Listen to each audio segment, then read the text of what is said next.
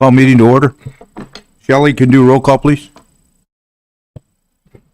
Thank you, Mr. Mayor. District 1, Councilman Rios. Present. District 2, Councilman Pastor is absent. District 3, Councilman Leatham. Present. District 4, Vice Mayor Stapleton. Here. District 5, Councilman Gonzalez. Here. District 6, Councilman Shipley is absent. Mayor Gameros. Here. We have a quorum, Mr. Mayor. Thank you, Shelley. Please join me in prayer. Lord, we ask for your healing hands over our Globe, Miami, and San Carlos communities. Please protect our firefighters as they battle this horrific fire. Protect all of our residents of all the communities. Continue to watch over our fire management teams as they continue to plan and strategize on this fire. These communities have been through so much this past year with COVID, but we are strong and we are resilient, and we will get through this also. Bless our city staff as they continue to provide the services through these trying times. We ask this in God's name. Amen. Amen. Freddie, can you lead us in the pledge? Yes, Mayor. Thank you. I pledge allegiance to the flag of the United States of America, to the republic for which it stands, one nation, indivisible, with liberty and justice.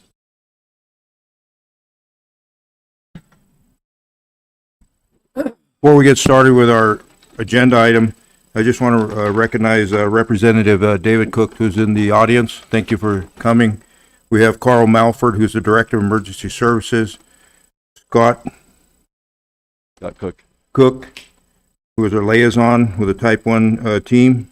We have Adam Bromley, our District Ranger, local District Ranger. And did I miss it? Carl, I got Carl. Who else is here that I missed? Did I get everybody? Chief Walters is in the audience too. Mr. Mayor, I think on the line we have Jeremy from ADOT, and I'm not even going to try to pronounce his last name. And then Jeff Andrews also. And the gentleman you have, Carl, with you? Okay, And thank you. And Jeff Andrews, I believe, is from BLM. Oh, okay. And that's on the Telegraph? The incident man? Yeah, okay. Okay, incident manager. Okay, my mistake. So, Mr. Mayor, thank you. And then, Mr. Mayor, members of council, just a quick note that both Councilman Pastor and Councilman Shipley are not able to attend due to fire-related situations. Thank you. They're excused.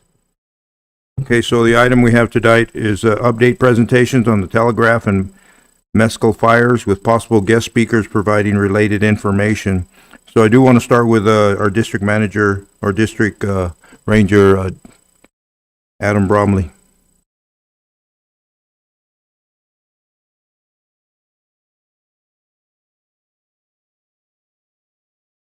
And make sure the mic's on and that you pull it close. Green button's on, I'm assuming. There you go. All right. Well, good evening, everybody. So, I see you've got a compliment here from the team as well, so I won't steal too much of their thunder. Appreciate y'all inviting me down here, and it's been kind of a long few days. I think we started with this on Friday night, just outside of Superior. We started about 2 o'clock in the afternoon, 2:30 in the afternoon.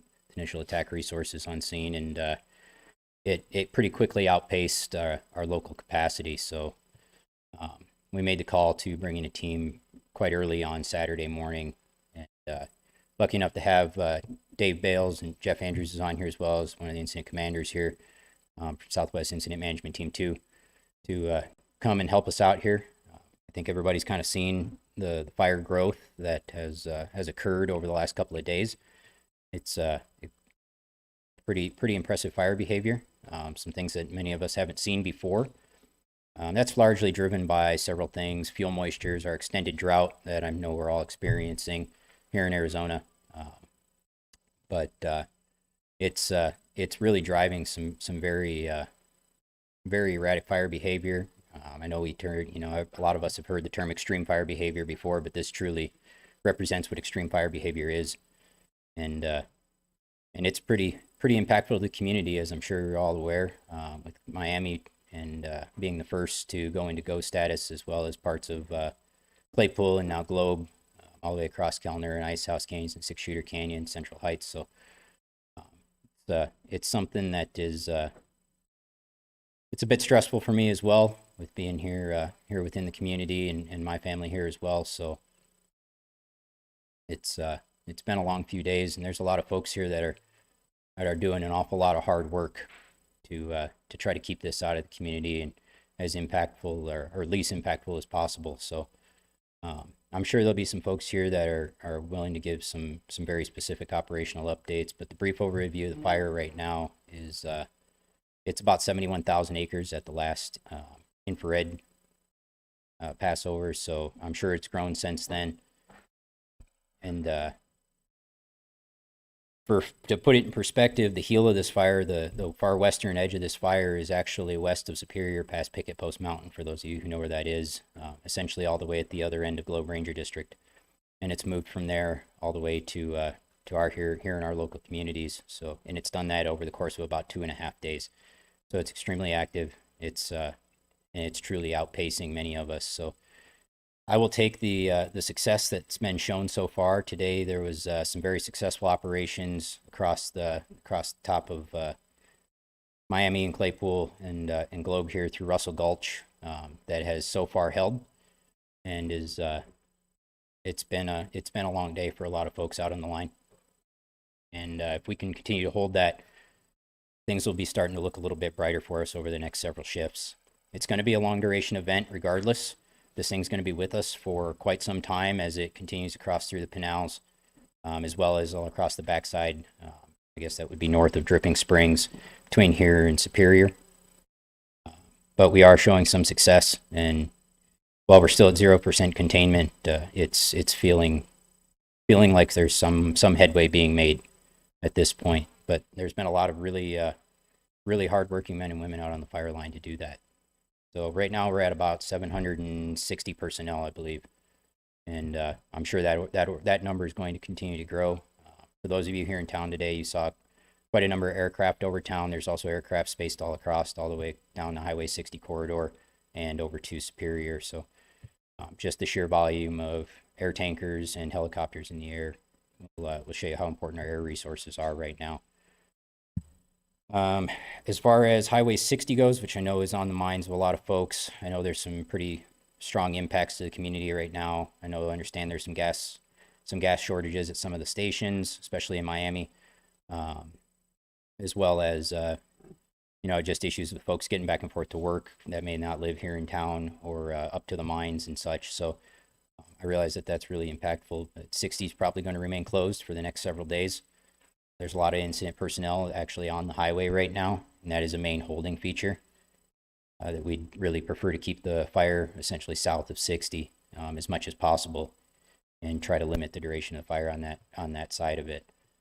60's been pretty lucky late through this whole incident. It was a flanking fire across most of 60, and I think that's really contributed to the success. So that while the wind direction did drive it to our communities, it did assist us in trying to keep it thus far south of 60. That is far from a sure thing at this point, but it is certainly within the realm of possibility to continue holding that. I guess that's kind of the big items. I do know there's a few folks from the team here. Scott's here, one of the liaison officers, and I see Jeff is on the screen, so I'm sure they'll have some further updates, but I'll be around after the meeting if anyone has any further questions as well. Thank you. Adam, a question from Freddie. Thank you, Mayor. I don't know if you can answer this, but or some of your team. How about 77? Is there any thoughts on what the road condition is for that, and the other, of course, the one going out towards San Carlos?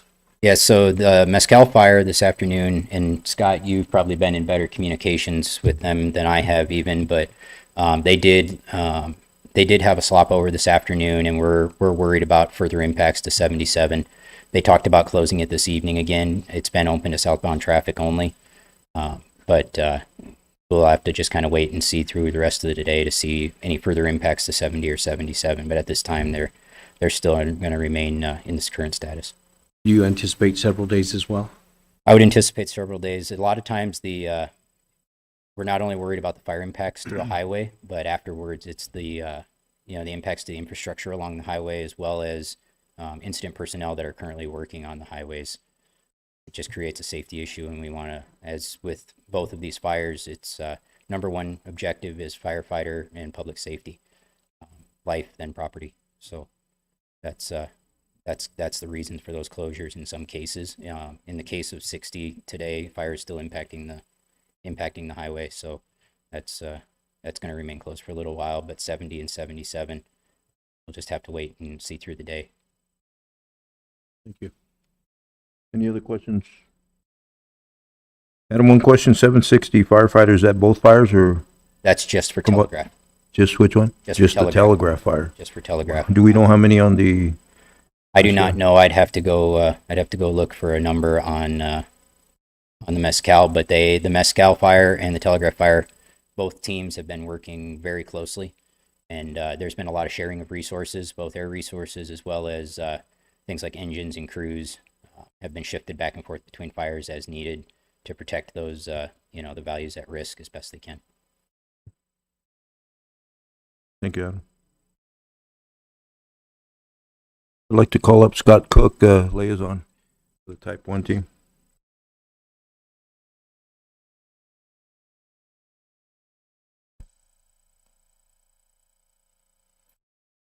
Hey, Mr. Mayor, Council, thank you for inviting us. I believe I was standing right here about this time last year, if I'm not mistaken, in front of you guys. So good to see you again.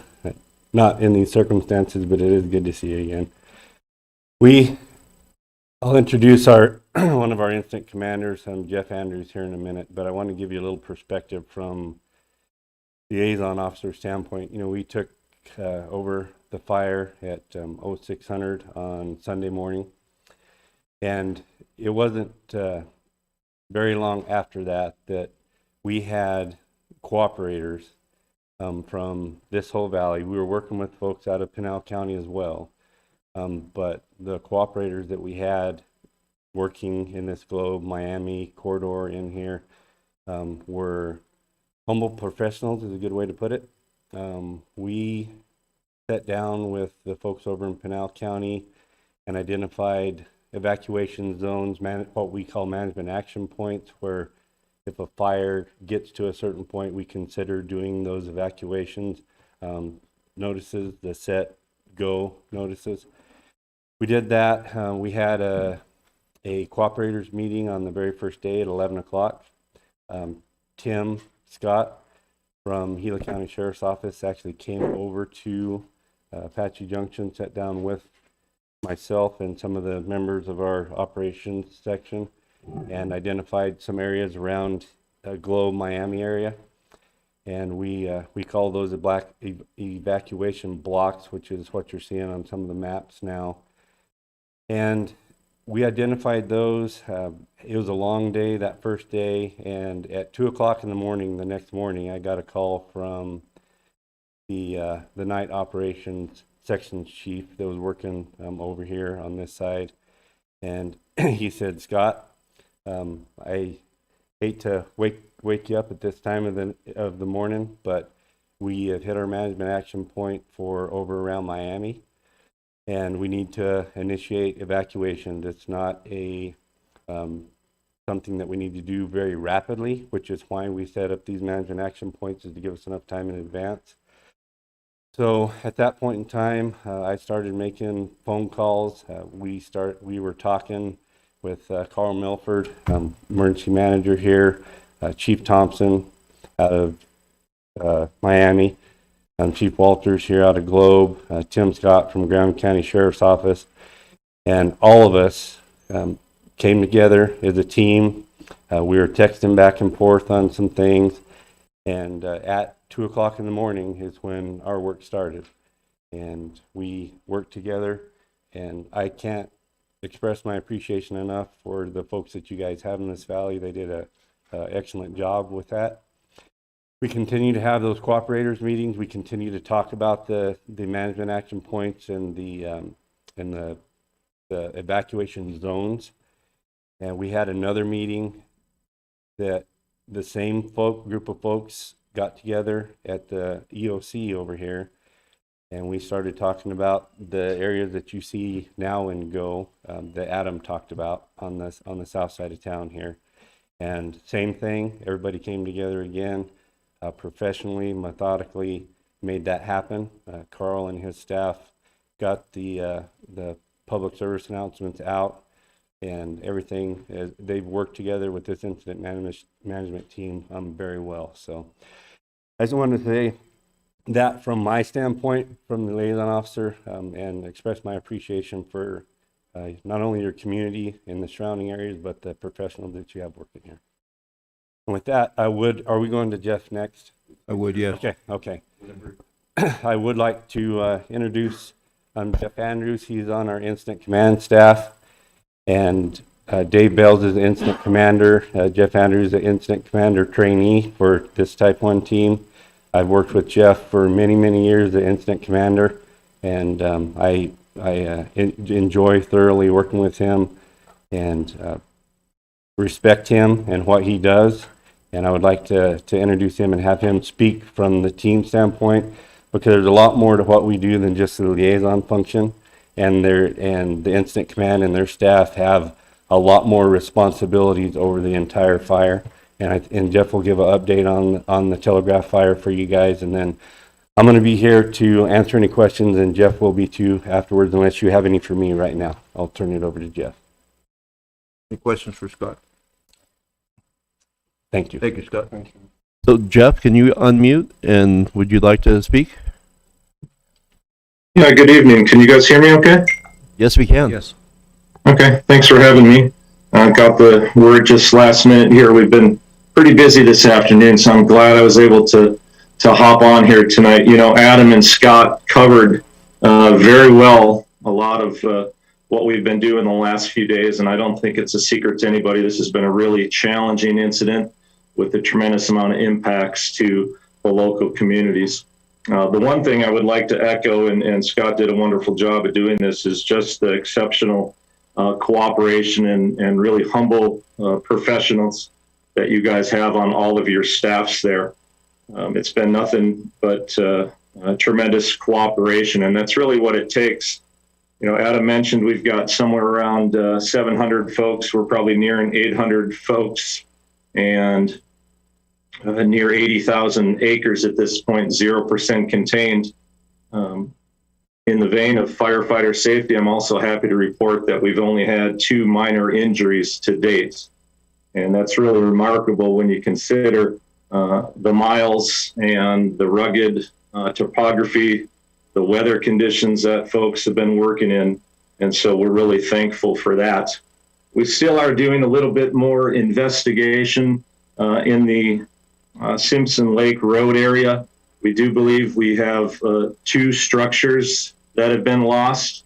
And as we put our news releases out tonight and some of our incident reports, we'll be notifying folks regarding those 2 structures, which is unfortunate. Given the circumstances and the rapid spread of this fire and what we've seen over the last couple of days, I would consider us to be very fortunate, and I'm very proud of all the work that folks have done on the line, and then certainly in a supporting capacity as well. So, you know, in terms of our values at risk, you know, our main concern is obviously the communities, the private property, the infrastructure. We're working closely with some of the utilities, SRP, APS, a number of the mines. Obviously, ADOT is a big player in this, and they've been very cooperative, and we've been able to engage those folks on a daily basis in the cooperators meetings.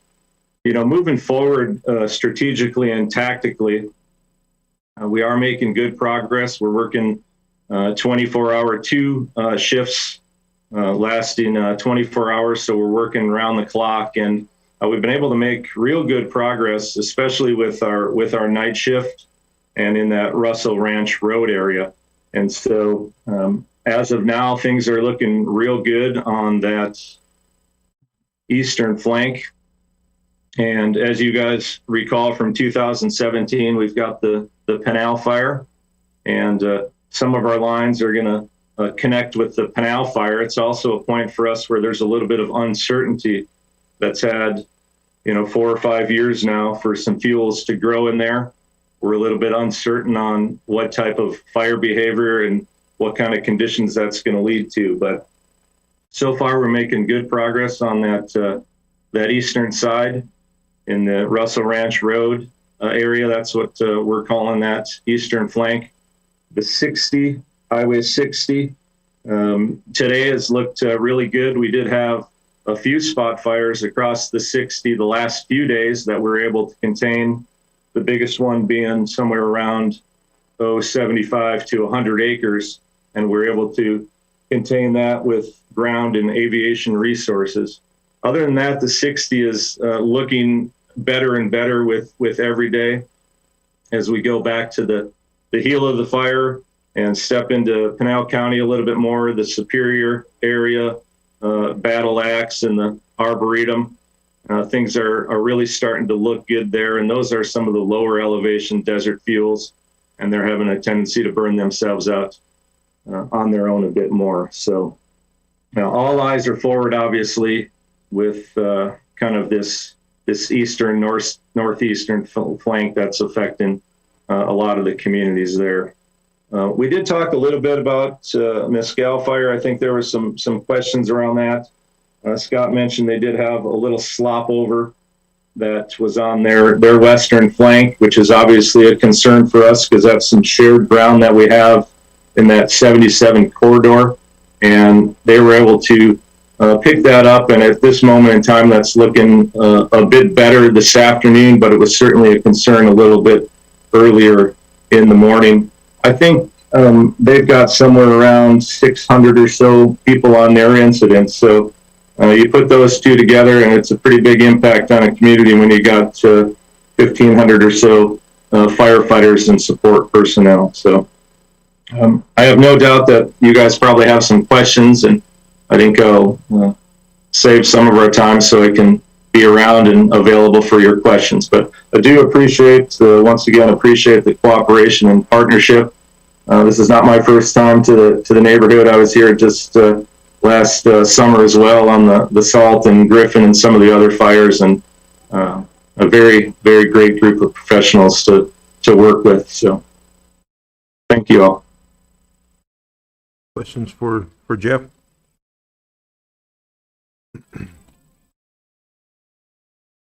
Good.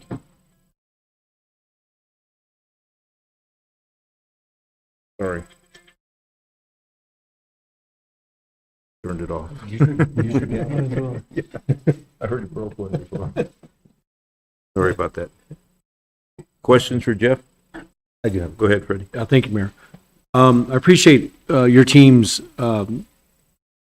energy on this whole incident. I too am taken by just the speed and the amount of area that has burned in a matter of 2.5 days. For it to be in Miami on Sunday, when I believe this fire started on Friday at some time, is just simply amazing. And we're obviously, hoping and praying that this fire team and management team can continue to do its good work to save our community. But I've been watching and tracking where it's going. I've been involved in a lot of your meetings, just listening. And at this point, I appreciate that the fire is not as close to Globe as it was to Miami, but my concern is the canyons, 6-shooter canyon, and the other two. Kellner and Ice House. Are there? What can somebody provide me some thoughts on that? Because I'm the furthest thing from a fire professional.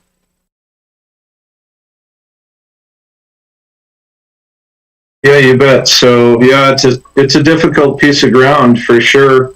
You've got Kellner, Six Shooter, the Russell Ranch area. There's a lot of homes and structures that are intermixed within that area. I will say we've got a lot of assets and a lot of resources, and really nighttime is our best ally at this point to make progress. And obviously in the daytime, we've got a number of aviation assets, but while we're making good progress, we're by no means anywhere close to being out of the woods at all on this. Just to give you an indication of how dry it is, as we were working some heavy equipment today with our bulldozers, it did spark a small fire from the blade and contact with the rocks.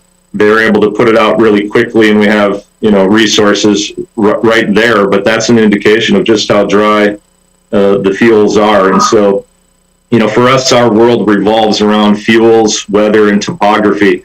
And you've got a complex mix of all three of those things right in that area right there. So certainly concerning. We use what's called a PACE model. And so we often develop primary control lines, and then we follow that up with alternate and contingency lines. The E in the PACE model is an emergency line, and that's a lot of the work that the liaisons and local law enforcement and Carl and his team in emergency management have been doing in blocking up the communities for our ready, set, go procedures. So certainly not out of the woods by any means in that country. And there's alignment with the weather a little bit. As you guys know, it's a west-southwest wind. And looking forward into the weekend, I don't know if anybody's looked out too far on the weather. We're going to see the hottest temperatures of the year, where Globe itself is going to be well over 100 degrees. So definitely concerned moving forward. Thank you. Mike? I too would like to thank all of you guys for your service and everything that you guys are doing, everybody in this room actually. Has there been talk about the two fires merging together? I have heard that. I don't know if that's a rumor, or how do I answer that question to constituents that come and talk to me about it? Yeah, you bet. That is a good question. I've heard a number of folks discussing that and having those very similar questions. So yes, there is a chance that these fires could merge together. Right now, we still have a relatively good distance between them, but just based on the amount of ground this thing has covered since Friday at about 13:30, you can tell that this is moving pretty quick. It does have to work against topography a little bit and move through the flats where the fuels are a little bit lighter and our aviation resources can be effective. It's certainly not out of the realm of possibility, but it's on the lower end of possible, I would say, at this point.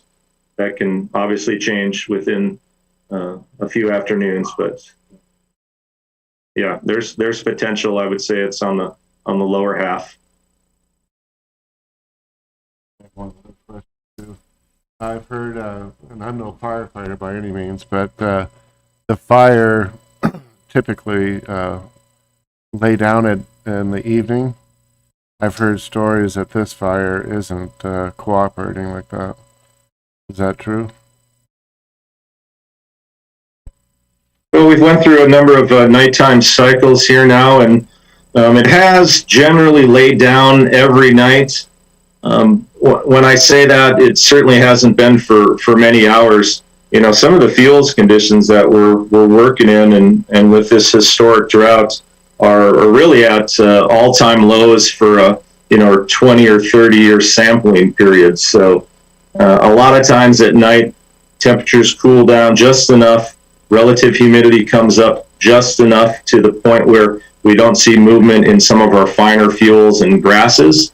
But the brush itself, we monitor the live fuel moisture in our brush models, and those are somewhere in the 50s to low 60s, and that is extremely dry for this time of year, almost to the point where they're dormant numbers and on the verge of no longer being live. So The fire has burned longer throughout the night than we normally would see, but there are periods of time where we can capitalize with the evening conditions. Thank you. Thank you. Anybody else questions? Yes, I got a question. I Mariano? do have a question. Go ahead, Mariano. So I've had a long career in emergency management, working here for Gila County for 16 years, and also at the state level at the State Emergency Operations Center. I was the writer of the plans for the state as well as working planning section, and had a long association with the fire teams when we, especially we're working in Payson region. So I've seen this kind of a spin up, especially with the Type 1 team. It's unusual to see two Type 1 teams working in a region. Sometimes you start competing for resources, but I want to thank you and your team for working and saying nice things about the local, the city, the town, and the county on their professionalism. I guess, given the length of time that you'll be around here, I need to ask the question, is there anything that you're lacking? And I preface that by saying, I know you're tied to Boise. I know you have a direct line for anything you need, but is there anything that we can do to help expedite any resource wishes you may have? Yeah, great thought there. Appreciate the question and offer. We're at about 800 personnel. It's early in the season. One of the benefits of the Southwest fire season is we're typically not competing for resources with any other geographic areas. A good example is last summer we had a little bit of a late fire season here with Salt Fire, Griffin Fire, Tano National Forest, San Carlos Agency there, and we are in competition with many of the other geographic areas in the country. And right now we're not in competition. The one thing that is hampering us a little bit, I think it is related to availability. We're at the tail end of COVID and those concerns, but resource availability isn't what it normally would be for us this early part of June. And I think there's probably a variety of factors that play into that. But, in terms of aviation assets, we've got a long list, and we're well in that category. There are a few miscellaneous overhead type of positions that are filtering in. It's taken us a few days to get those on board. Here we are Tuesday, and so we're starting to build our numbers, and the system is working there. So appreciate the offer, and we are in relatively good shape with availability of assets and resources. Okay, that's all I have, Mr. Mayor. Thank you. Other questions? Jesse on the line? I did have one question. Thank you, Mayor. In regards to the fire line or fire gap, if you will, how confident are you with that within the city of Globe? Has there been one established? I'm assuming there has been. And again, I want to reiterate what my colleagues have said is how amazed I am with your efforts, your guys' efforts, and everything that you have done thus far, you, your colleagues, and that of our staff. Yeah, thank you for that. So our confidence is growing, but as I mentioned earlier, we're by no means out of the woods. We use a containment system with our fires, and we note 0% containment. That's entirely based on the potential or likelihood for the perimeter to continue to expand in any area of the fire. And so even with some of the lower country back to the west, we're hesitant to put a containment number on that. We will start to see that go up in the coming days. But in terms of the Globe proper, Miami proper areas, we still have a long way to go, and we're not going to draw any containment on the board yet until we can guarantee that the lines are going to be secured and the likelihood of escape is diminished. All right, thank you so much. Jeff? From our community, we want to express our appreciation for everything you guys do. I know you guys are working 24 hours a day and working really hard to save our community. Amazing what you guys did in Miami when it came to the West End and keeping it south of that community where there was a lot of hills and a lot of structures there and not losing anything there. And so we really appreciate what you're doing there. We also appreciate those daily reports that are handed out to us or given to us in the morning and evenings. It helps us get the right information out. You know, social media produces a lot of rumors and a lot of false information out there. And with us trying to get it out there, we're trying to squash it here with the City of Globe. I know the emergency management, we want them to listen to their news releases and then anything coming from the incident command team. So we appreciate that, and we're continuing to pray for your team to get this fire under control. I appreciate those words. Thanks for the time tonight. And also, if there's anything that you all need in terms of information, please don't hesitate to communicate with me or Scott or Adam there in our PIO shop. So thank you all for your time. Thank you, Jeff. Thank you. I'd like to call up Carl Malford next with Emergency Services.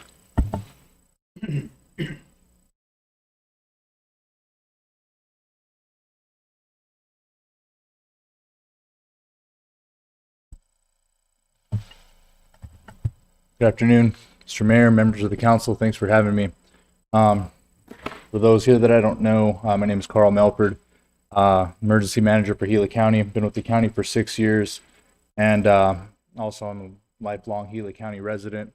Live in the city of Globe, graduated from Globe High School. So when I speak to you about issues that we're going through, I'm there as the emergency manager and as a resident of the city. This fire has presented challenges that I can say our EOC has never seen before.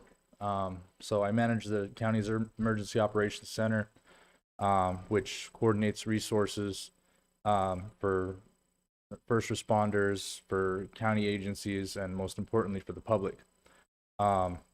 We've been presented with challenges we've never seen before, but we've also had staffing at a level that we've never had before. The silver lining behind the COVID response is, you know, my office does fall under the Office of Health. So normally when I only have a few people to pull into my emergency operations center, I was actually able to fully staff it. That being said, on Monday morning when we came in and received notice of the evacuation that we were going to have to be performing, I also realized that about 80% of my staff was within that evacuation zone. And I can honestly say that I was moved and emotional to say that I sent those folks home to pack up and take care of their families, and within 2 hours, every single one of them was back to work for their community again. You don't see that in other places. We have a tight-knit community that really comes together in times of emergency, and it's a beautiful thing. So that being said, our Emergency Operations Center assists with coordinating the evacuations and sending out the emergency notifications. The emergency notifications were hugely successful, and of course the partnerships with the Gila County Sheriff's Office, the City of Globe Police Department, and the Miami Police Department. I'd say we had a very smooth running situation for as chaotic as the incident has been. Also tilt my hat to the incident management team, who has been incredible with communicating with us and letting us know everything that we have to do. It's been a wonderful effort in a chaotic time.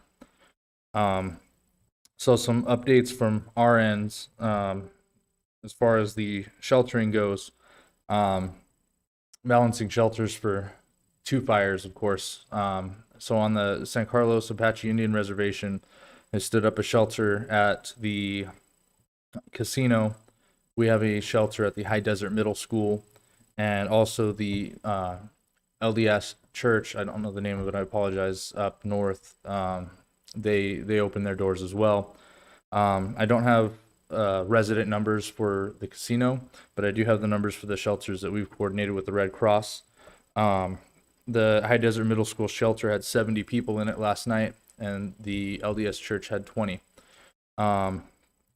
It's not uncommon to see a lot of self-evacuation where people choose to go stay with others. It's pretty rare that we have large numbers in our shelters, and I mean, this may seem like a large number, but for the number of people that were evacuated, I'd say we're doing well. Contingency plans are in place.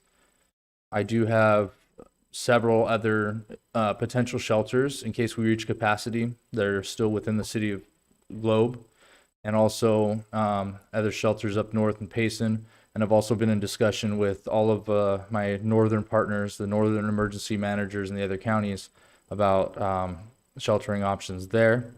My job is to instill redundancy and security and safety for people, and I'm doing everything I can to secure that. Some of the challenges that we're seeing right now is just number one is the rumor issue. Social media is a tool, and a tool can be used for good or for bad. And I think we need to push a lot more good, because right now we're putting out PSAs, we're doing everything we can to communicate, and we're putting that information out in a quick and timely manner. But unfortunately, there are those who give false information. I mean, before I sat here, I just received a text message that somebody posted on one of the social sites that there is a shelter at the fairgrounds. There's not a shelter at the fairgrounds. That is false information. And to send people to the fairgrounds where the incident command post is presents a risk for the firefighters and for the public. So for anyone listening in the community, for my community, for all of you, I implore you to please assist in getting the information out that is accurate.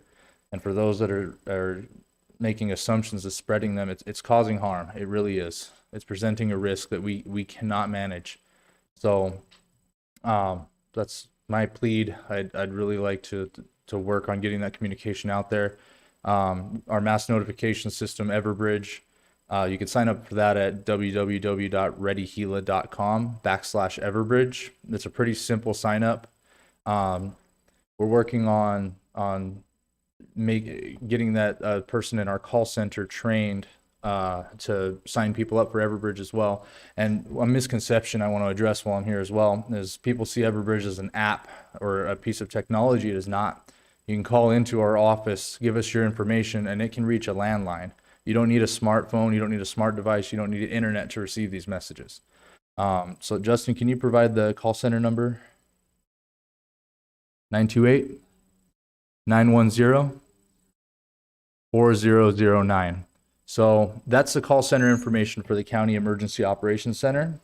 The call center will answer questions about evacuation, about sheltering, and if there's any questions about operational stuff with the fire teams, we can address them to the proper fire team to answer that question. So if somebody wants to sign up for that program and doesn't have access to the internet, call that number and we can help them get signed up. It's not a problem. And they will receive that notice immediately when it goes out.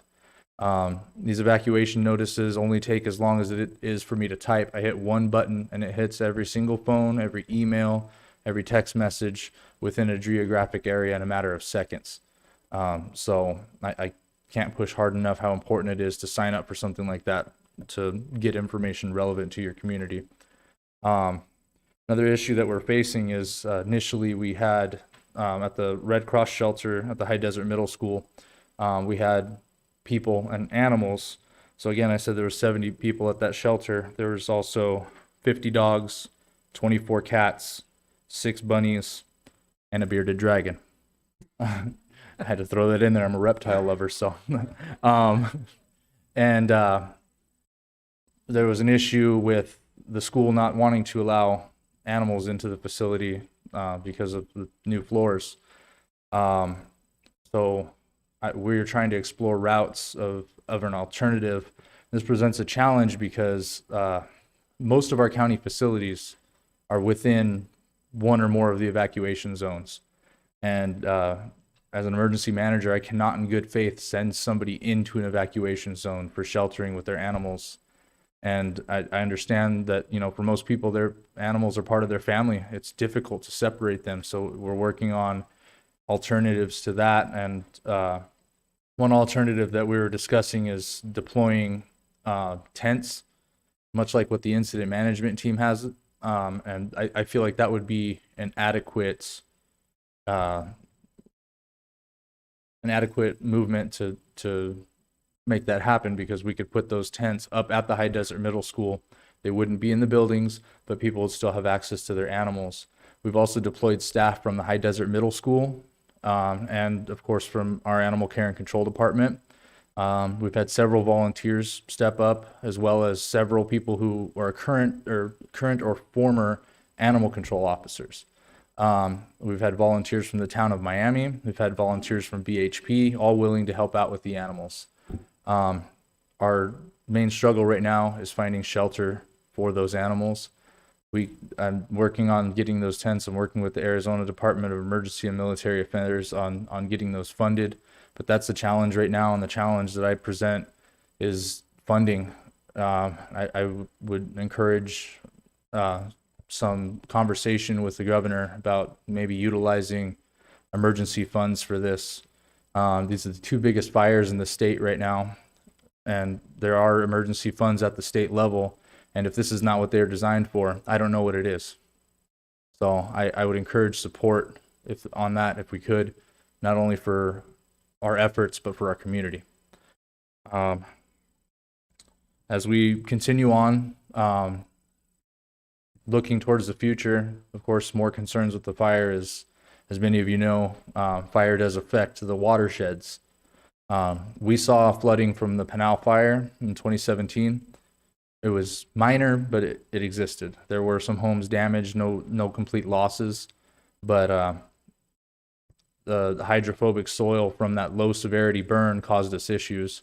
That was a low severity burn very early in the season with high humidity and low temperatures. This is a burn that's exactly the opposite. I imagine, I'm not a fire expert, but I've done this enough to say that this is probably going to be a more high intensity burn because of the conditions that they're facing. This presents a much larger flooding issue. So we need to have that in our minds as we move forward. And one more thing, as far as the emergency messaging goes and signing up for the emergency notifications, if people would think that, you know, it's too late to sign up now, we've didn't get the message, we still use those messages to notify people when it's safe to return. So and it's a useful system that we use in any and all emergencies. But again, to sum up, I want to thank all of our partners. I want to thank the incident management teams, both of them, for being wonderful coordinators and working so well with our local responders. I want to thank our first responders. Chief Walters has been an incredible partner throughout this. Keith Thompson from Miami PD, Tim Scott from the Sheriff's Office. It's been a wonderful collaborative effort. And of course, to the City Council, Mayor and City Council, for all of your support. I really appreciate it. And the community appreciates it. Unless there's any questions for me, I think I've about wrapped it up. Don't go away. Based on my long career, it's been a pleasure working with you in the past on other scenes and incidents since I retired. As I came on board with City Council, Paul was very good about leading me by the hand through the processes of city government.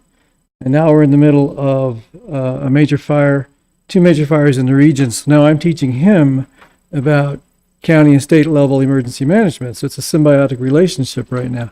I don't have to speak about the mayor because he and I have worked together for so many years in the area of planning, training, and exercising between the county and the city. So when he was fire chief, I was the EM director. To get to the short of it, there's several problems here that always arise in emergency management. One is procuring materials and then delivering them from point A to point B. We've seen some of that already in the media, the scheduling of fuel to be delivered, sheltering for animals, and all of these behind the scenes work is what the public does not see. We're finding solutions for that shelter issue. We're working with Paul and other levels of government to make that happen. And it will happen in the name of public safety and security. I guess the second thing I want to talk about is this morning, and it's not a secret thing. When you get to a large disaster incident, suddenly all the governments need to release information at the same time in a coordinated fashion, and that's what the state plan calls for, that framework. One of the tools that are used is called the establishment of a joint information center. And I was glad to hear that this morning in the cooperators meeting. And so to fill the vacuum of the lack of information that is really nobody's fault. We're all busy doing our work here. And through the lack of information from major media in the valley over the weekend, which does happen. Everybody goes home Friday night, and if something pops in the rural counties, you don't hear about it. Well, the establishment of this Joint Information Center now, all the cooperators will be cranking out information to the public through all levels of communication and media, so that the message is one, the same message, and two, available across all the whatever channels of media are available. Those two things will help to allay the fears of our public and know that it's coming online as soon as they can establish various ground rules for shifting and sending and receiving information and then disseminating it through the various channels, including Everbridge. That's what I saw over the weekend on social media. As you say, the rumors were flying. And as I responded back as a private citizen, I was picking up only official information and posting it online. Hey, here is this subject every time I would see it. But you can't do it alone, and that's why you need a really lean and mean joint information center, and they'll start the communication and coordination process as soon as they're in line, Mr. Mayor. So some of the duties that you are working on right now, you'll be able to turn now and focus on public safety and security. And I really applaud all the players for quickly coming to that realization. That indicates training and experience. So as this system comes online, you'll start to see the vacuum go away. We'll start to have an awful lot of information being fed to us through all media channels, and that's very important in this particular case. The other thing I want to say too is the last thing you alluded to. There is going to be extended flooding in any rainstorm coming from the footprint of the fire. We've seen that before in a small fashion. I've seen it in Payson region in small fashion and large fashion, to the point where whatever bear team comes online, they're going to have to take a hard look at solving some of those problems into the future. It has ramifications, this fire, into the future. How does a search and rescue team operate at the base of the mountain with the monsoon approaching? How are we going to notify each other when you have to get out of an area while you're in the middle of a response? That's going to be an interesting issue. I've seen that up north. So thanks for alluding to that. The future is we've got to deal with the after effects of this fire and coordinate it across all the agencies, and as they go about doing all of their duties after the fire. That's all I have, Mr. Mayor. Thank you, Marina. Any other questions for Carl?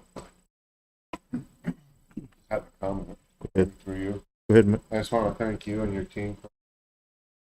It's exhausting work. Please pass that on to the rest of your team. I didn't catch your name, I'm sorry, before. So thank all of your team.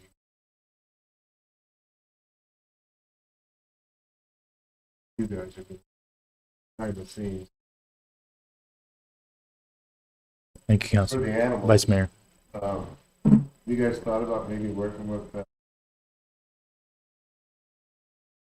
they have room for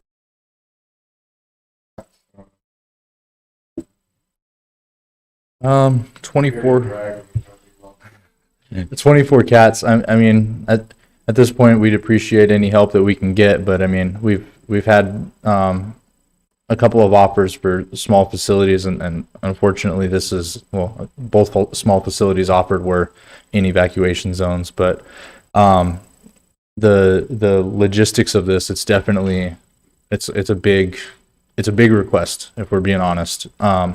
And we do have the staffing for it. We can staff it. We can take care of those animals. It's not a problem between our staff and our volunteers. It's just location that's difficult. Because the sheer size, those dogs need to be kenneled individually. They need to have staff to walk them. Like I said, we have staff covered. It's the facility, and I've got the idea. I've got the plan. I just need the assistance with the funding. And in my position as EM, I'm doing everything I can, but I need the support. I appreciate it. And even if it's, I mean, like I said, the governor's got emergency funds, and if this, I believe this falls into the category of what that is for. So if I could get the go ahead, if I can get the yes and the support from the governor, and this is all within the city, so I'd love to have your guys' assistance on this. I get the funding for it, I make it happen. I'll make it happen, and I promise you that. Good job.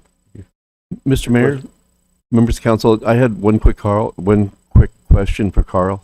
And I don't know if it's Carl or you or who might be best to answer this, and just if you can kind of narrow it down. But we have a lot of people who, you know, have been in the set and are in the go.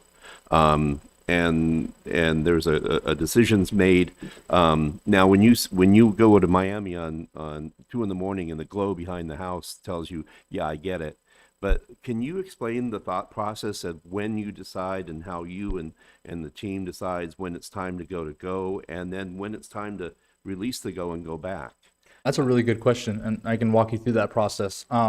So it's a close partnership with these emergency management teams, or of course, you know, the Forest Service, whatever agency is responsible for that jurisdiction. So what will happen is they will call for a meeting with us. These guys are the fire experts. I am not. They will present the risk and a recommendation, and we will work with whatever law enforcement partner is responsible for that jurisdiction. In this case, we had 3, with the Sheriff's Office, the City of Globe Police Department, and the Miami Police Department, and with myself as a coordinator helping them out. And we rely on their expertise for the fire behavior and for the danger it presents. They rely on our expertise for knowing the area and the best route and the best way to go about it. So that decision comes from, you know, all of those brains together in a meeting, and it's the same thing for releasing the Ready, Set, Go orders. And I understand that, you know, evacuations present huge inconveniences, but my priority is life safety, of course. And again, I say this, I don't make these decisions lightly. I'll tell you, my house is in one of those evacuation zones, and I'm in the set mode right now. Justin, my partner, is in the go mode. He's sleeping in my son's room. So again, it's not an easy decision, but we do not take those decisions lightly. We have those discussions and take into account all of the circumstances that contribute and make those decisions as a team. And for example, the Ice House and 6-shooter, I don't think people realize this, but a bad wind change or weather and the stars align, and that fire moved from Superior up here in 36 hours. That fire could get to that quick, and then the goal is to get the people out so the fire resources can get in. Yeah. So, and I think I can answer this with Ready, Set, Go information as well. So, for those of you that know about the Ready, Set, Go model, the Gila County and our partners have decided that because of the land that we live in, we've all got trees in our backyard. We need to live in that state of ready. So Gila County stays in that sense, in that state of ready, and set being, you know, prepare, and go being to evacuate. And, you know, there's a lot of reasons behind that. One of them being, you know, not only the fire danger, but getting out of the way and giving the room for these folks to operate. I've been on fires where there were scenarios where people interfered with firefighting efforts, accidents with fire apparatus, drones shutting down flights. It's when these folks come in, they're there to do a job, and if we have to step aside to let that happen, I think that's what we need to do. Thank you.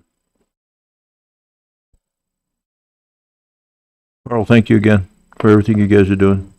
Thank you, Mr. Mayor, members of council. We'll go to ADOT. Do they have anything? Maybe give some updates on the roads and. Yeah, I think we do. Is Jeremy? Are you there? Yes, this is Jeremiah Morkey. Are you able to hear me? Yes, we can hear you. Go ahead. Oh, great. Now, Mr. Mayor and members of the council, I thank you for the invitation to be here tonight. I'm Jeremiah Morkey with ADOT Community Relations here on behalf of ADOT. Honestly, I don't have much to add beyond what's already been shared, but as you heard, ADOT is working very closely with the incident team. You've heard the updates on US 60 and State Route 77. And for anyone who might be listening beyond the immediate area, I also wanted to reiterate that State Route 177 south of Superior is also closed. And for those heading from the Globe area towards Safford, US 70 is detoured through San Carlos right now, and no semi or commercial traffic is allowed on that detour. And all these closures on US 60, State Route 77, and the others, they're all subject to change based on the situation with the fire. And as you heard earlier, there's no estimated time on reopening the highways. They'll remain closed until the fire command team in coordination with ADOT determines they're safe. We encourage people to watch for information from the team and the Joint Information Center. And for those that are familiar with our tools, we always have our 511 system, 511 by phone, az511.gov on the internet, along with our app or website. And if people use social media, you can also follow us on Twitter or Facebook for updates on those roads when they are able to reopen. And just one little quick note, the MVD office in Globe has been closed, and that's being evaluated on a day-to-day basis, and we share information about its status on our website as well. But that's all I had. A lot of the information has been shared, and we appreciate the chance to be here tonight. Any questions for Jeremiah? Mike, go ahead. Jeremiah, thank you for everything that you guys are doing.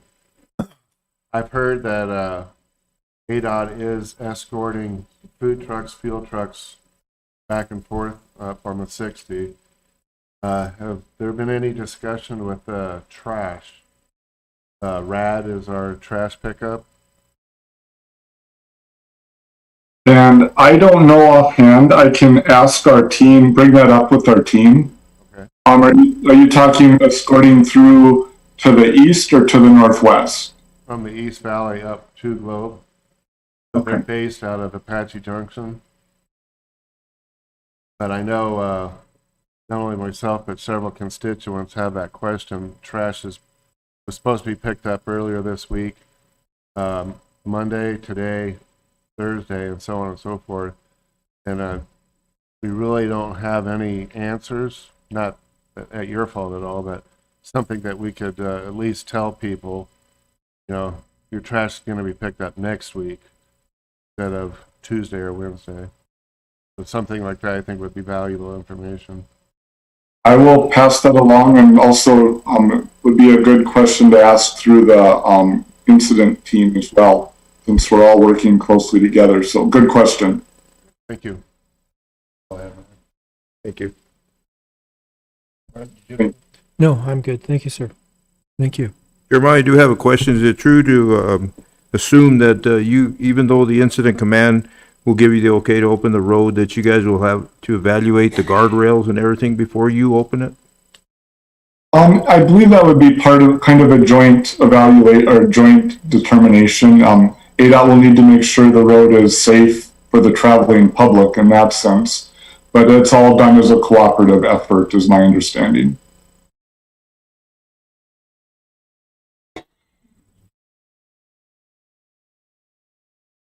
Any other questions? Thank you, Jeremiah. Thank you Thank so you. much. And do we have somebody, what is a BLM? Do we have somebody from BLM? Do we have any comments on there? Or we don't? I think that's it. Other than Representative Cook. Yeah. Okay. Yeah. Yeah, I'd like to thank you, Representative Cook, for being here for this. We'd like to invite you up. I want to thank you personally for the calls. I know he started calling immediately to make sure that our community had the needs or everything we needed for this fire. Also on top of that, I want to thank David Cook for thinking of our rural communities and the people that put him in, elected him. and that is standing up for the rural communities. And this flat tax is being proposed in the state that would devastate a lot of the rural communities because it would cost us in our shared revenues, especially Globe would have an impact of $360,000 for only one of many rural communities. And David stood his ground, and we thank you for that because it's important to us. That's a lot of money for a smaller community to lose for the next 10 years every year. Thank you, Mr. Mayor, and Councilman Stapleton, and I almost called you Freddie, Councilman Rios, right? Councilman Gonzalez, and I wish Councilman Leatham and Pastor was here. I want to call everybody by their first name, but since we're in here, I won't do that. And Councilman Leatham is on the line. Yeah, Okay. Jesse, yeah, all right.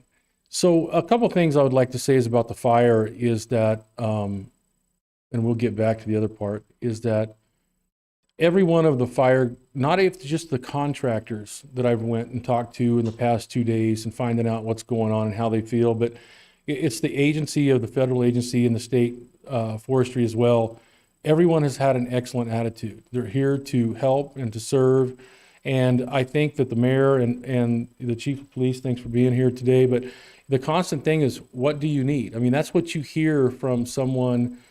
Even you're asking them, what can we do more? And I think that just shows what kind of a community that we live in, because I promise you down there in that urban area, it's not that way. And in small towns, we band together. I know that when the governor called me yesterday, and I appreciate his call, he said, David, I'm going to listen to you. You're there, you know what you need, and let me know. And I think that's what is reflection on how we get along, about how this is what I told the governor. Globe's not big, but it's the big dog in the Tri-City area. And I said, it doesn't have many resources, but what they have, they share. And I said, so when I pulled up to meet with the city manager and the fire truck rolled out, it was going on a call to Miami. And this is what I'm telling the governor. It's going on the call to Miami because they're understaffed. They don't have funds. They're short on police officers, firefighters. And I said, this is what rural Arizona goes through. We do more with less than anybody else. And it doesn't bother us most of the times. But when you come to try to take something that is ours, we're going to fight for it. And he gets it. He gets it. He's got a big job. Went back to the talk about tell us what you need. And so like Mayor, when you called up and you said, this is what I need, you're going to get it. So I just got to thank those firefighters and stuff. Did you see the picture I put on social media, that young man sitting by the road in Ice House Canyon with the sign? So all that stuff went down there in the Capitol. I couldn't get back fast enough, had to come by Roosevelt Lake. And I got the Globe, met you guys. And when I turned up Ice House Canyon, we all know him. He's sitting there in a chair. He's got this big poster board, right? Big poster board that says thank you, right, to the firefighters and stuff. And I stopped and I took a picture of him to visit with him a little bit. But he wanted to make sure that everyone from out of town that's here fighting these fires knows that they're appreciated. And I think that that's the way each one of you elected officials feel, Mr. Mayor. And I know that's the way I feel. And you can't say it enough. You know, thank you for everything that you're doing for this community. What you talked about earlier was about the small towns, and it's going to be on every news station for a while, right? And I just did an interview with ABC 15 on the fire outside. But this is the bottom line. Am I conservative and am I a Republican? Absolutely, right? But I've got common sense. And if, we'll take the fire, for instance. If there's a burning building and someone's inside, I'll be the first one to run in to help them. But if the building is on fire, I'm not just going to run in the burning building to run into a burning building, right? I'm a little smarter than that. What was before us is their whole goal was to get the votes to 30-1, 30 votes for, right, to force me to be the one Republican holdout. So if you look at the massive amendments that were being run on those budget bills down there, that's how they got them. Now, I don't know about how Globe would feel. How many people are in Globe? 7,000 plus. 7,000 plus? How do you feel about the town of Taylor getting $1 million for their rodeo grounds? How do you feel about Mountain Hills getting $2.5 million for a nonprofit organization that studies dark sky impacts? So when I read the bills, when I read this stuff, and I'm not saying anything bad about anybody, but I spend a lot of time reading this stuff and a lot of people don't. That's how they get 30. They think they're going to pressure me to be 31, and that wasn't going to happen. And the reason why it's not going to happen is because it's not good for rural Arizona. If you understood the math of what is going on down there in this tax cut package, I asked this question, but nobody will print it. Would anybody in this room, in their right mind, believe that if the state had $800 million, we should pay the tax liability, a part of their tax liability for 1 year with that $800 million for 1 year for the richest people in the state? What that means is that if you made over $250,000 and you were married and you made $500,000, you would pay 1% to the general fund. State revenue would be backfilling your state obligation. Meanwhile, if you made $60,000, you would pay 1.5% to the general fund. That's what the tax cap actually does. Now, the conservative part in me, and I believe the smart part in me, is that in this budget, we technically as a state, and you understand this, we had a hearing in this room about the public safety retirement system and what Globe faces. The state faces the same thing. We are over $2 billion in unfunded liability. Now, this is how easy the math is.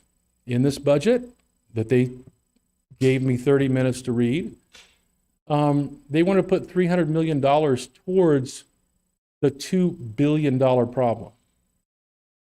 Now, just think about what I've said. We're going to take $800 million. We're going to backfill tax liability for the wealthiest people in the state for 1 year. Meanwhile, we're going to throw $300 million at a $2 billion problem and kick the can down the road. Now, the $300 million, when I went through the paperwork and I read it, it saved the taxpayers $55 million a year every year from here on out. Now, if I do the math and we took that $800 million and we put it on the $2 billion problem along with the $300 million, we would roughly save the state anywhere from $160 to $200 million a year every year. Now, to me, that's good math. That's what I'm standing up for, is common sense. You know, where the money's going to do the taxpayer the best good, and that's paying off our debt. Another thing in the budget to pay for this tax plan, we voted on the gaming bill, right? We got the horse racing here. We're going to have Keno here for Elks Lodges, VFWs, and stuff like that. They're going to be able to do some of that stuff, and that was part of the gaming bill negotiations. The Joint Legislative Budget Council in that bill said the state revenue increase will be $32 million. But the tax plan that never had a hearing, that never went through the original process, that was being struck on as an amendment to the budget bill. I'll talk about policy in a minute. Their projections was we were going to make $200 million next year as a state and $300 million the year after that. Now, I count cattle, and you all know that. I couldn't understand, how does the Joint Legislative Budget Council come up and say we're going to get $32 million of new revenue for the state, but this tax plan is going to create $200 to $300 million a year? No one has answered those questions. The budget is supposed to be the budget. It's not supposed to have policy. It has policy in it, but it's not supposed to have this. And when I read the quotes from my majority leader, this is, and he says it, this is historic. This is a once in a lifetime opportunity to get to a flat tax in the state of Arizona. Well, if it's historic and it's a once in a lifetime deal in Arizona and it's such big policy, my question to my own colleagues were, then what's it doing in the budget? Because what they do is, if you have bad policy and you go to somebody and say, I don't know, does your district need $50 million to widen a road? Yeah. Will that get you on the budget? Sure. Okay. I don't work that way, because it's the policy that we should be looking down there, and that's what I've done since I've gotten down there. Mr. Mayor, I could field some questions, anything else about the budget process, but I think it's jammed up, to say the least. There is a solution. I'm getting it put together this weekend with some friends of mine while I'm helping with the fires in our community, whatever. I'll do whatever you guys need. But we can do two things. We can have the largest tax cut that the state of Arizona has ever had at $1.2 billion, not 1.9. And what we can also do is pay down the state's debt, make the largest debt payment in Arizona's history. We still owe $450 million on the state buildings. They are taking the money away from other places like our Heritage Fund, right? Remember the lottery money? The voters put in where the money went, but it was before the Voter Protection Act. So the state legislature goes in there and sweeps those lottery monies. That's why our Heritage Fund's not being funded. If you want to see a nice swimming pool, go down to Florence and the library. That's what the Heritage Fund built down there. We are going to fund that again, come heck or high water. We're going to put $10 million back in that thing where small towns and communities like Globe can apply for that. The other thing that we need to think about is recovering from these fires. Not only just in these ranchers and stuff, but these communities. They're going to need resources. After the headlines are gone, we're going to be cleaning this stuff up. Our community is going to need some help, and because we're going to lose some. And what I just told the news outside is I said, these small communities like Globe live on tourism. Our tourism's going up in smoke, literally, right? And so we're going to have to make sure that the resources are there. If on the tax plan that I think we're going to roll out, 1.2 billion in tax cuts, biggest tax reduction, it's doable by one of the best economists that as I'm working with in the state of Arizona. And keep in mind, the Financial Advisory Committee in April 15th in their meeting warned the legislature, do not cut taxes too deep. The rewards are not worth the risks. And that's what I'm trying to do down there is balance it between what are we going to do? If we're going to service a taxpayer, let's pay off debt and give tax cuts. And that's what I think we'll end up doing. Mike, you got any questions? Okay. Anything you need, you call me. Questions for Representative? Mr. Mayor, members of council, and Representative Cook, thank you so much. I just wanted to, from my side, wanted to thank you for your support. Your vote was crucial in bringing a better resolution to what we're facing, a $350,000 a year cut by this budget over 10 years. And I just wanted to let council know Representative Cook's discussion on the justification on why he voted against this budget. His description to you is very relevant to this agenda item tonight, because without that money, fire and police would be where the money would come from.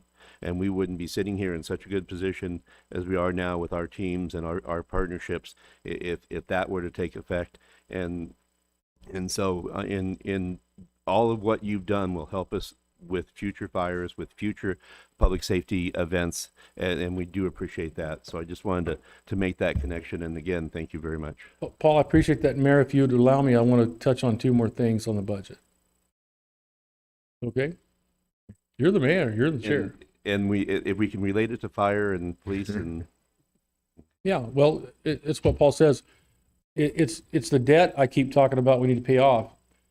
How much do you think that we still owe in K through 12 rollovers to the school districts in the state? Anybody know? We still owe $900 million. I've been down there fighting. So this year, Miami High School gets paid back. It's cut off at 1,300 student population. This year, I have two school districts that are getting paid back. One is Eloy and one is Miami, right? And so Globe is out because it's around 1,500. Now, how much does Globe owe? Now, remember, I got a lot of numbers in my head, and it's hard to keep track. A little north of $3 million. Okay? They owe the largest school district in my district in District 8. Remember, there's not supposed to be anybody elected from Globe. The largest school district in my district is owed $12 million, and that's the Florence Unified School District. Okay? The talk about the budget cuts, we talk about this to Globe. That means it's a little north of $2 million to Casa Grande. It's a little north of $1 million to Florence. It's about double that in Coolidge, right? And these are hard numbers that we need. Miami would devastate. I'm trying to get funding for their place over there.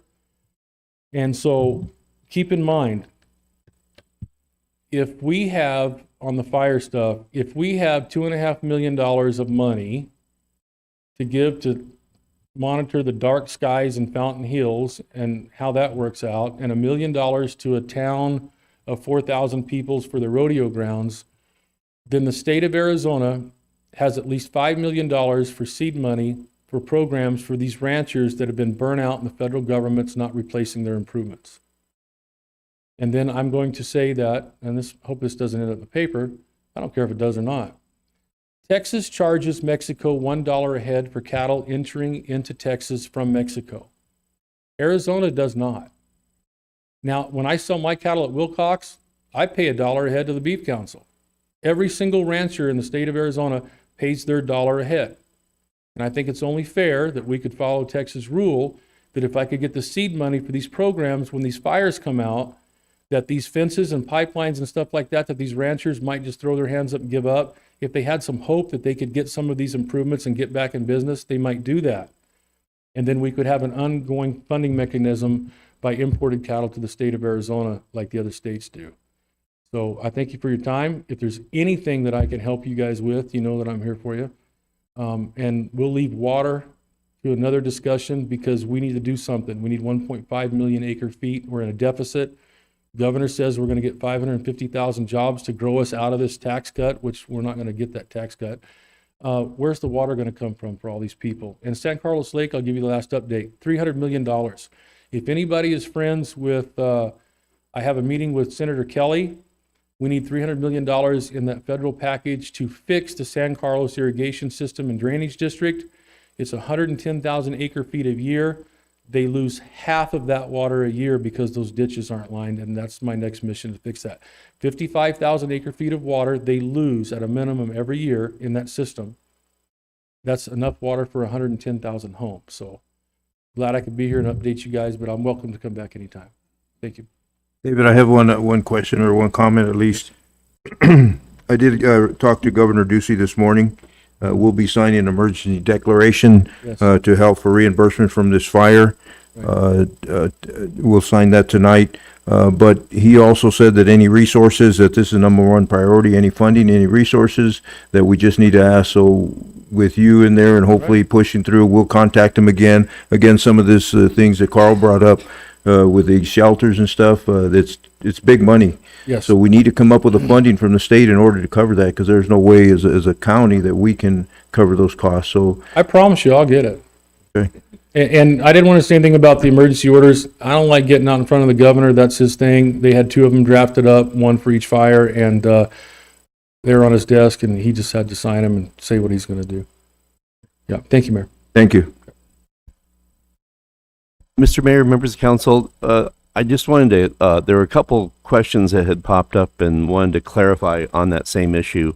We had received a question about why we couldn't use a facility like the Head Start facility to house animals temporarily through this. And I will tell you that the plan is that we get the two tents, hopefully, we assume tomorrow, and so we don't have time to pivot to open up that Head Start shelter just for that one night.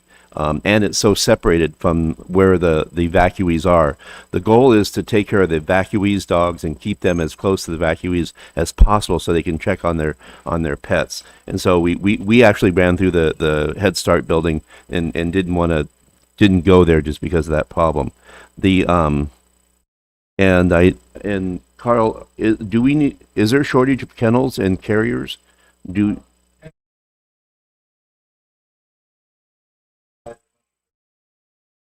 Okay.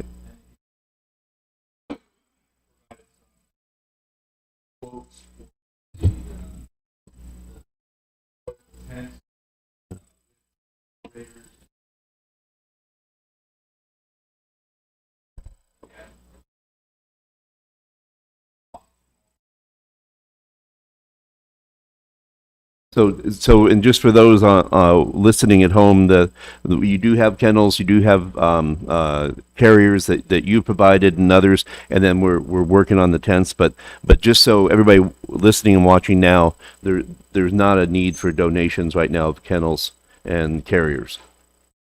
Yeah, because you need to get the microphone then. So that's the thing I forget. Danny's probably back there yelling, texting me. So that was another thing I wanted to mention. I wanted to thank our community once again. There has been several monetary and supply donations to the animal shelter or to the animal control program. Several people have brought dog food, cat food, and there's been monetary donations as well. And I know it's sometimes frowned upon for a government agency to accept a donation, but they've actually got a fund that is specifically for providing for animal needs. And if anybody is interested in donating to that, it's been a great effort. They can contact the Public Health Department and request to speak to John Castaneda, the animal control manager, and he can arrange that. And we've had several donations already. It's hugely helpful, and we do appreciate it. And Carl, just because I do have you up there, other than the Everbright, the go-to place for information is your website and your Facebook page. Yes, so you can sign up for Everbridge at www.readygila.com/Everbridge or readygila.com/Everbridge. They could sign up for it that way. Our website is another good tool, and I'm going to take 2 more minutes of your time to kind of explain the process here to streamline it. Whenever we have an evacuation order of sorts, after the immediate thing that I do after that discussion that I spoke about earlier, where a decision is made, is I pull out a computer and I start typing up a PSA. And I also do a shortened version of that PSA that is a little more reader friendly for the emergency alert. And I send the emergency alert, which goes directly to the people, and then I email out that PSA to our social media people to post it on social media. I send it out to our PIOs to get it out to standard media, and it gets out rather quickly. And as soon as something happens, my thought is, how do I tell the people? How do I tell the people? So as far as information sharing, there's many gaps that we identify as response agencies and coordination agencies. I feel strongly about our information sharing. I'm proud of our information sharing. It's out there and it's available. Of course, we have room to improve, and I'll push hard on that. But the information is out there. We just have to direct folks on where to find it. So again, our social media pages, I know social media is probably, I dare say, the most powerful media tool we have in today's age. It really is. I mean, you see people, you take it with you. It's available at all times. And we have our page, Gila County Health and Emergency Management. All of every PSA that I've done for this event was posted on there. So, and I post any significant events that occur that are relevant to the county's response. So if you have a question, check those pages, check those resources. If somebody says something that is confusing or you may believe to be untrue, check those sources. If it's not on there, odds are it is not true. Yeah, no, and that's the point. If you hear something that sounds pretty dramatic and pretty important, go to your website, call your people, you have your phone lines, and confirm that before you take action or make decisions or share something that may not be, because a lot of times we hear things that seem dramatic, but we go to your site, it's like, no, let's wait, because you would tell us if it was something accurate. My office doesn't keep secrets. Our job is to get information out. It benefits me for people to know what's going on so we can work together as a community. So there's no withheld information. So people that would assume something is going on, it's not hard. Everything that happens, we're putting it out there because we want everyone to know. Well, thank you so much. And just for the public, with a conversation with the governor today, he said this is the number one priority, and that, we need to ask for that funding and that assistance from the state. So we're going to push that to make sure that we get the funding we need to our rural community. Also had a conversation with Senator Sinema today, and the same thing, offering their support, whatever we need for our community, especially what's going on. It's a high level media attention right now statewide. And then we had a meeting again this afternoon with Congressman Tom O'Halloran, who came to the community to see what was going on. So we met with him this afternoon, same voice. So we have all the support at the upper end. So we just need to push, and we will, for our community. And Mr. Mayor, members of council, the last three items, just a quick update from our three departments, from the fire department, police department, and public works. I'd like to, Chief Robinson, if you.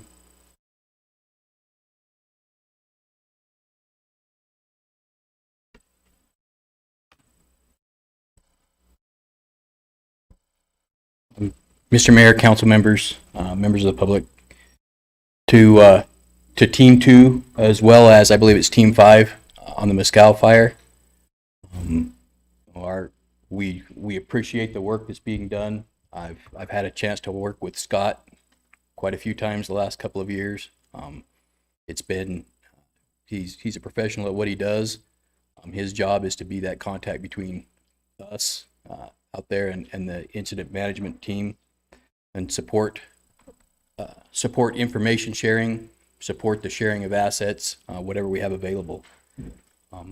One of the major functions, or one of the major things that occurs when an incident management team comes in, is it in a lot of cases frees up the local resources who are having to early on deal with an incident. I want to make sure the public knows, we have taken measures to not only support the fire, but to make sure we have the services, the core services that those individuals are paying for in the city. We've taken steps to increase our staffing to make sure that not only do we have engines out there that are doing support work for the fire, they're also here in the community responding to those calls every day for people. We've coordinated with the hospital in terms of the assets that are there to make sure that their facility is secure. As they're sitting in the evacuation zone, they've done a shelter in place. We've helped them with that. We've coordinated with Tri-City Fire District to make sure not only are we sharing assets, we're sharing resources, and we're sharing information back and forth, and making sure that we have a response model not only that will support the fire, but that will support our community. The impact to the community is obviously, it's impacted our community. This is probably the biggest impact we've seen to this community in my career, and I know well beyond the work that's been done in terms of the operations people that have been out there. The aircraft is phenomenal. The work that's been done by our group to make sure we can support those aircraft with the water that's needed, the infrastructure to put that in place, has been excellent. We've been able to communicate with Councilman Rios in his other life. We did some work the other day to make sure we could support him and help him with some of what he has going on in his professional life. The support from the council, we appreciate everything that you guys do to support us. Paul has been excellent to keep in touch, to share information back and forth when he's had questions. We've done our best to answer those. The local resources that we have here, we're keeping units moving in and around the community. We're keeping close tabs on what's gone on. Early on, we had resources up in the Schultz Ranch area, the Mackey Camp area, helping to support the fire incident when those areas were being impacted early on. Again, we appreciate the community. We appreciate the support that we've seen in the community and from the community in terms of resources, in terms of just messages of support. I appreciate the work that my people have done, and that in cooperation with Dale, in cooperation with the Sheriff's Office, that has been done to assist our community and to keep the community safe. And my phone is always on. It's always available. And if anybody has any questions, is looking for any information, I'm more than willing to take those phone calls. Thank you. Thank you, Mayor. Thank you, sir. I will say this, and I wholeheartedly agree with Chief Robinson. This is more than once now that I've been involved in my professional career as a manager for Arizona Water Company, When fires arise, my attention level just goes through the roof. Because one, we have to secure all of our electrical facilities so that we can continue to move water and pump water to, the residents, and maintain that service even under these stressful, extremely stressful conditions. And not only that, but being able to help support the firefighting suppression teams as best we can. When you think about fires and water and the amount of water that's needed, honestly, that's why I'm dressed like this, because I've been in the field for the last 3 days since Sunday, since all this happened, just monitoring it. And anytime I call Chief Robinson, he picks up. And it's really nice to see that. And I totally agree when, people talk about coming together, and it's not about a business or a profit or nonprofit. All that goes, when times like this happen, all that goes out the door in my mind. And I turn focus to what are we going to do to service the community and the members of these citizens that basically rely on us. And that's our obligation as first responders and providers of the community in any capacity. I was on the phone with APS every day, every so often, what's the power situation look like? How can we guard it and things like that. And it's just, it's very contentious times, and they're very mentally draining and physically draining. But it's for a common good.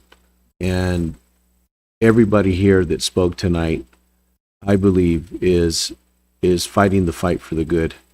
And I can't just, I just can't applaud you any more than, and send my well wishes and gratitude to all of you, because we rely on you as a community.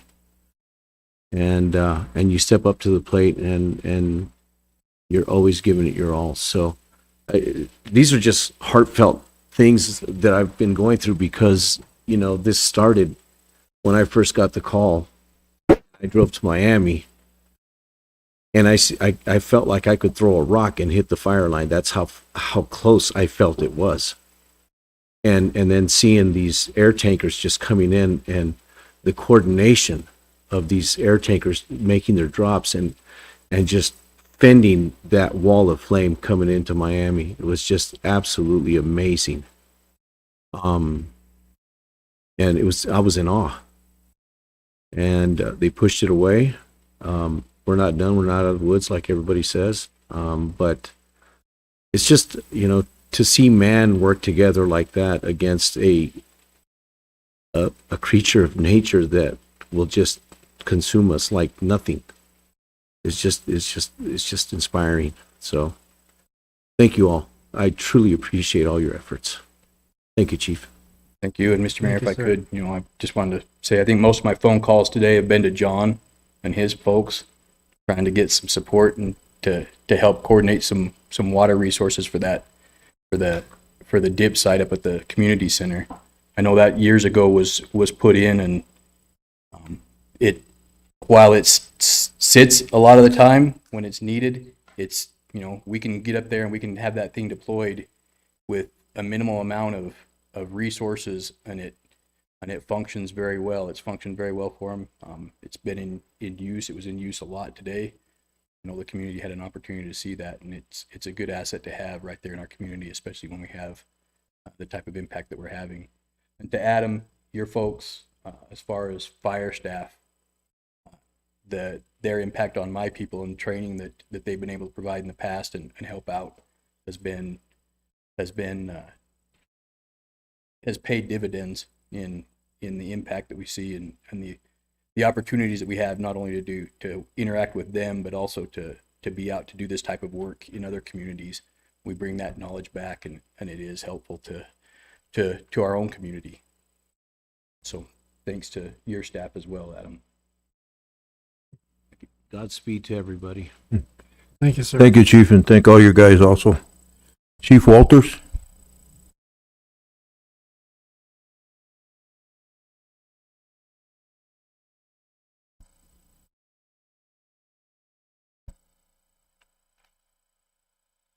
Good evening, Mayor. Good evening, Council. I'm going to reiterate some of the stuff that we've just heard. The first thing I would tell you is I think that Scott and his crew and the Forest Service have just done a phenomenal job. Today I watched more planes fly over Globe than came out of Sky Harbor. It was amazing. And we saw the results of it. So to begin with, hats off to the fire personnel, Forest Service personnel, and the way Gary and your guys' crew and Nick's crew has just stepped up. It's just been amazing. I'm coming off of a little bit of sleep, so I might ramble for a second. A couple things I just want to hit. From the law enforcement side of it, it's been fairly, other than staffing levels, we've increased all staffing levels across the board. We've worked cooperatively with everybody involved. We'll maintain that staffing level and adjust it as needed as we move forward. I want to say thank you to my personnel. We kind of run on a shoestring to begin with, and everybody's just stepping up. I've got people sleeping in their cars and their offices to try to make sure that we have personnel up here, and so it's been phenomenal. We've worked diligently to just meet some of the challenges logistically to get the personnel into the area and to keep them here. So I want to say thanks to all the efforts that they've put forward because it means a lot. I know Gary's people and the other crews that have been up here have been dealing with some of the same challenges, but they've all stepped up to it. But the biggest thing I want to do is I want to say thank you because this is another challenge I hadn't got to experience in a long time since I've been at Globe, and you guys keep throwing them at me. So it's been kind of a roller coaster, but realistically what I've seen here is we've said a lot of thank you to all the first responders and the politicians and the city leaders, but who I really want to thank are the citizens in the community, the greater Cobra Valley area. We have asked a lot of you with our evacuations, with dealing with the added personnel within the region, and it's a terrifying thing to know that you could potentially lose your house and property and potentially even worse. And they've just absolutely stepped up. And they've been very, very cooperative for the most part with all of the personnel asking them to take on new challenges, leave their pets, leave their homes, leave their belongings. And it's a tough thing, and I know it's stressful, and we're here for you, but we only ask you because we're looking out for your best interest at heart. So thanks to the community, thanks to all the support from council, the mayor, and particularly Paul. Paul's been excellent throughout this. He got me on an interview with David Cook last night. I want to say thank you for that. And it's been an outstanding experience working with all these professionals. Emergency management out of the county, you guys have just been excellent, Carl. Keep up the great work. And John is always excellent, so nothing less to be expected there, so in his crew. So any questions for me and the law enforcement side of it? Thank you, Chief. Tell you guys thank you also. Appreciate it. And just to put on the record, I think somebody owes me Suns tickets. You still have them? Mr. Mayor, members of council, Chief Walters had tickets to the Suns game last night, but was not able to attend because of duties. Oh. Yeah. I'd like to invite John up, Public Works. Good evening, Mayor and Council. Hope I can wrap this up for you this evening. First of all, just echo everybody's comments tonight. You know, the group, 27 years when I moved here, I was happy to be part of this team, you know, and we still stand here and we still plug away and do all the emergencies that need be. We went from Friday getting ready for Sunrise Challenge to, you know, the dancing in the park here over the weekend to this extreme fire. Something that's not anticipated, but in all fairness, you know, it's something that we kind of groom ourselves for in any department. Proud to say, like I said, with all the staff, the coordination with police, fire, the Forest Service, we have been meeting. I stepped out a few times to speak with one of the representatives from Mescal Fire for some concerns for tomorrow morning. I do want to thank Mayor, Council for the continued support, because we do a lot of the police, the fire, and, you know, Councilman Rios, you started that conversation as far as the water, the infrastructure. You know, if this had happened maybe 6 years ago, I'd be really worried if our pipes, you know, our highway issue that we had continuously, that's been taken care of. Right now, we've actually got 9 active hydrant meters from the fairgrounds all the way to the community center. And when you got multiple tankers and the airlift, a helipad pulling water consistently, that's a big draw, and it's a lot of pressure on our water system. So she's not going to wish, she's been holding up. But we have had some small, you know, water leaks here and there, and I applaud our crews. You know, Sunday evening, I was on the phone getting guys ready. Our fleet department stepped up and kind of kept the schedule open. We do know that we have some outline is as far as keeping our fire trucks maintained and making, you know, ready for a call. So they've been doing that, taking some extra time and effort and making sure anything's needed is taken care of. But I just want to applaud everybody's, you know, efforts.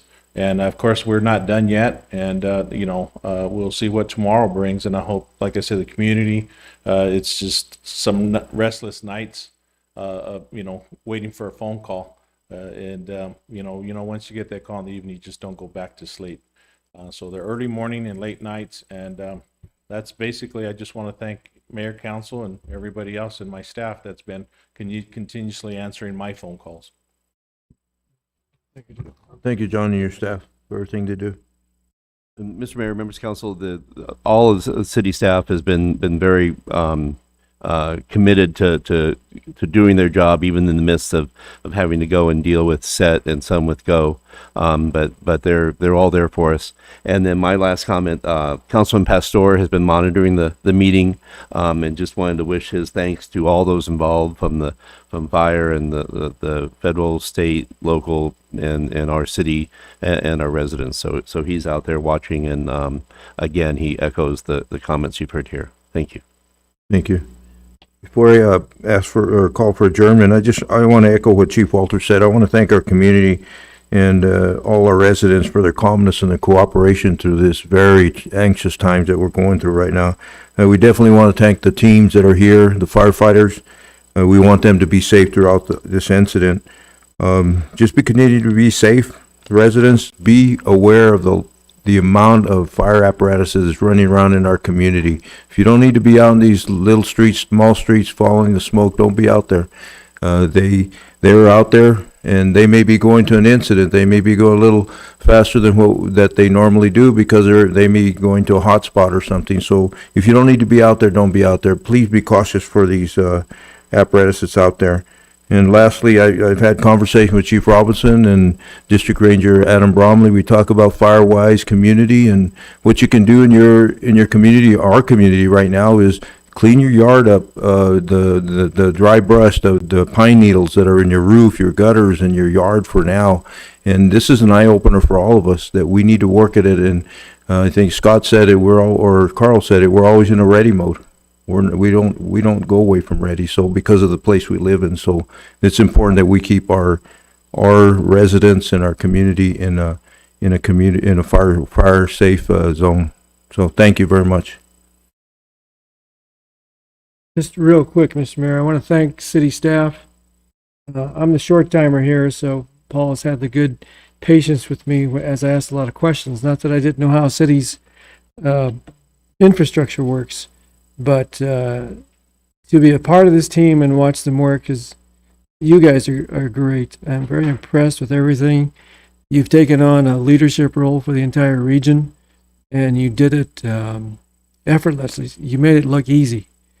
But as a trained emergency manager, I know that you hope all of these things sync up together, that the work with the fire team goes well. It's obvious that it is. When I was appointed, I did say on interview that I had always identified centers of gravity across the state, and this is one of them. The fire incident commander picked up on that and noticed, this city leads.